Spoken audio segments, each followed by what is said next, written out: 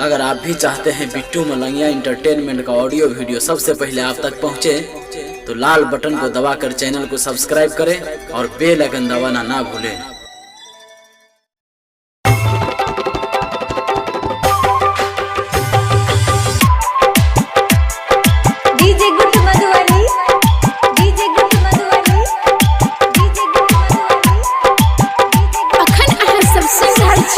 Malangia recording studio के शानदार प्रस्तुति।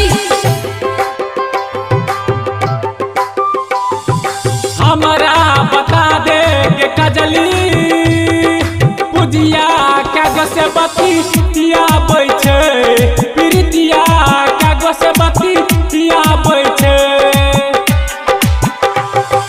हमारा बता दे के कजली नहिया कागज से बतिया बैठे जुलिया कागज से बतिया बैठे।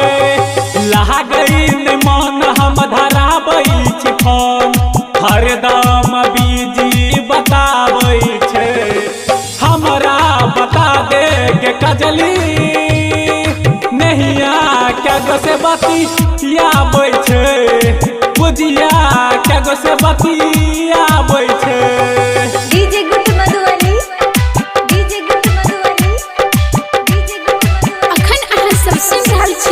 मलंगिया रिकॉर्डिंग स्टूडियो के शानदार प्रस्तुति।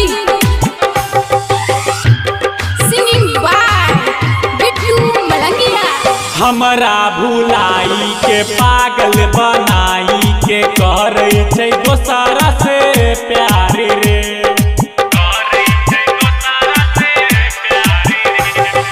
हमरा भुलाई के पागल बनाई के करे छै दोसरा से प्यार रे।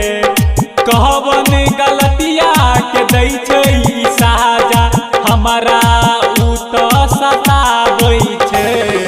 हमरा बता दे के कजली नहिया कागज से बतिया बैठे पुजिया कागज से बतिया बैठे।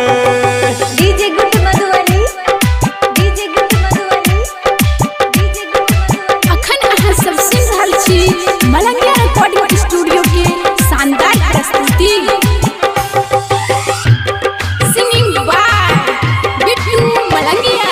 राइटर दिल खुश से चल गेलै उर्स के हर घड़ी आबै छै ओकरे याद।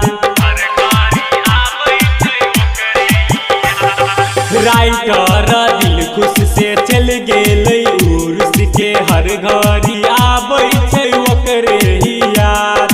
बिट्टू मलंगिया के मन नहीं लागै दुखरा अपन बताबै छै। हमरा बता दे के कजली पुजिया कागज से बतिया बैठे प्रीतिया कागज से बतिया बैठे। हमरा बता दे के कजली